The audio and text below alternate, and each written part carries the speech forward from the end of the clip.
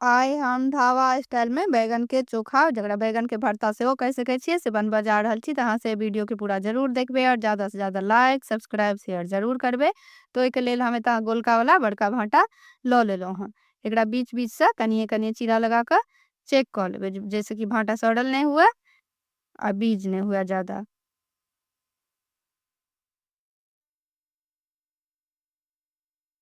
तऽ एकरा कनि कनि चीर कऽ चेक कऽ लैके छै दुनू भाँटा के।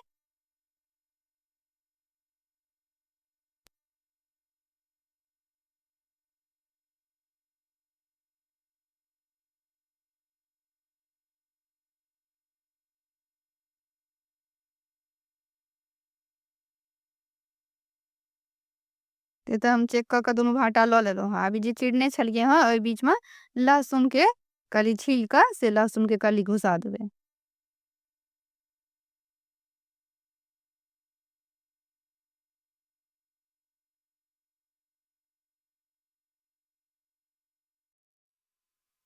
तो बढ़िया से दबा के ओहिमे घुसा दै के छै। अगर नहीं खाइत हैब तऽ नहीं देबै लहसुन हटा देबै नहीं दै के छै। एनाही बैगन के बस चीर कऽ चेक कऽ लेब।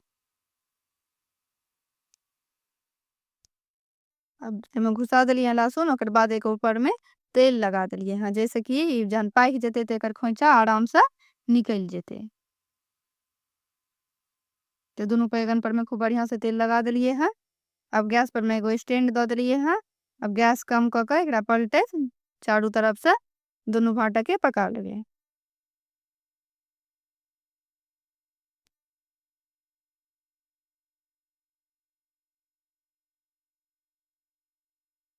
एते दूटा टमाटर आ प्याज सेहो लऽ लेलियै हँ। तो प्याज के ऊपर के जो उजरा पार्ट रहे छै ओकरा काट के हटा देबै आ मिही मिही कऽ के प्याज काट लेबै।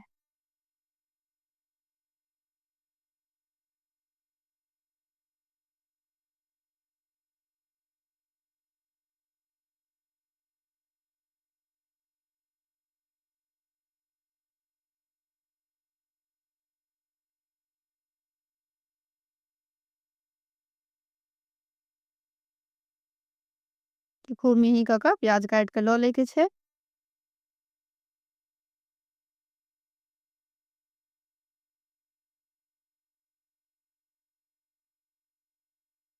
तो प्याज काट के लऽ लेलहुँ हँ। अब दुनू टमाटरो के काट के लऽ लेबै।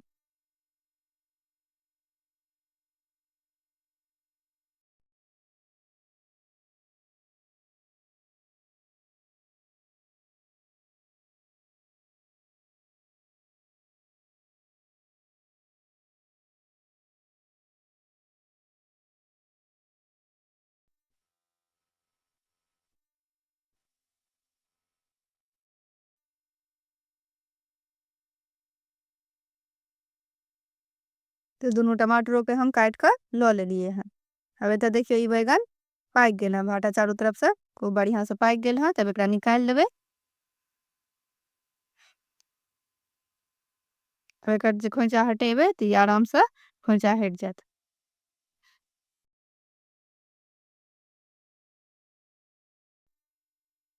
तो दुनू भाँटा के छील के लऽ लेबै।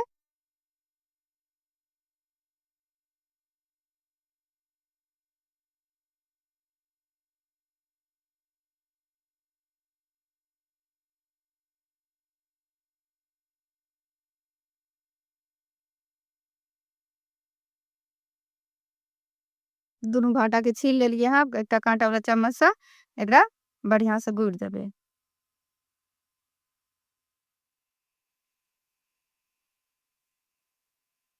अब एतऽ लोहिया लऽ लेलियै हँ गैस पर में एकटा एहिमे 2 चम्मच सरसों के तेल दऽ देबै। जहन तेल गरम भऽ जेतै तखन एहिमे 1 चम्मच जीर दऽ देबै आ 1 चम्मच राई और सरसों मिक्स से दऽ देबै। जहन जीर और सरसों पाकि जायत तहन एहिमे करी पत्ता दऽ देबै 15-20 टा। आ प्याज काटि के जे रखने छलियै से प्याज सबटा एहिमे खसा देबै।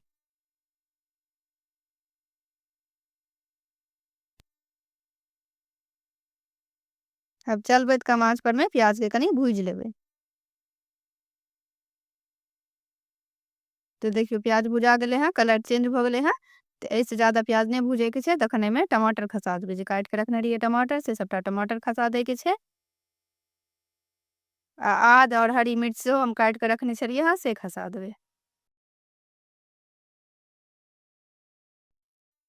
सब चीजके चलबैत कनि भूजि लेबै।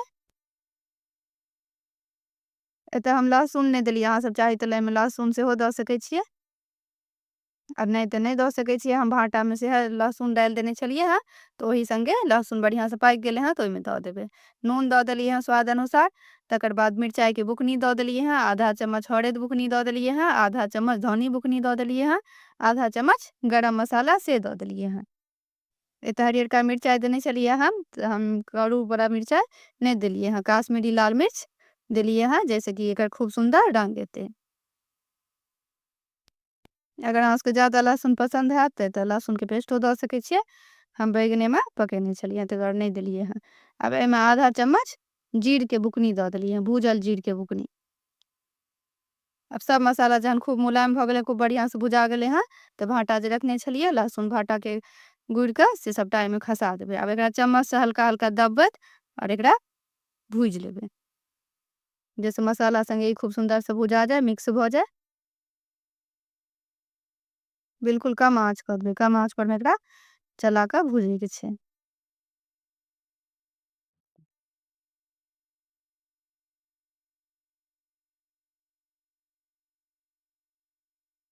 तऽ देखियौ खूब सुन्दरसँ ई भुजा गेल हँ, तऽ खूब नीक ई भाँटाके चोखा या बैगनके भरता जे कहियौ से बनि कऽ ढाबा स्टाइलमे एकदम से ई तैयार भऽ गेल हँ। एक बेर अहाँसभ जरूर बनायब, बहुत स्वादगर लागै छै, बहुत स्वादिष्ट लागत। अब गैस बंद कऽ देलियै हँ। अब अहाँ सबके हम निकालि कऽ देखबै छी, जे देखियौ कतेक नीक ई बनल हँ। जतबी नीक देखैमे लागैए ओतबी नीक ई खाइमे लागै छलै। अहाँ एकरा रोटी पराठा पूरी किछो संगे खा सकै छी। पूरा वीडियो देखैके लेल अहाँ सबके बहुत बहुत धन्यवाद। लाइक केनाइ नहि बिसरबै, ज़्यादासँ ज़्यादा शेयर कऽ देबै वीडियोके।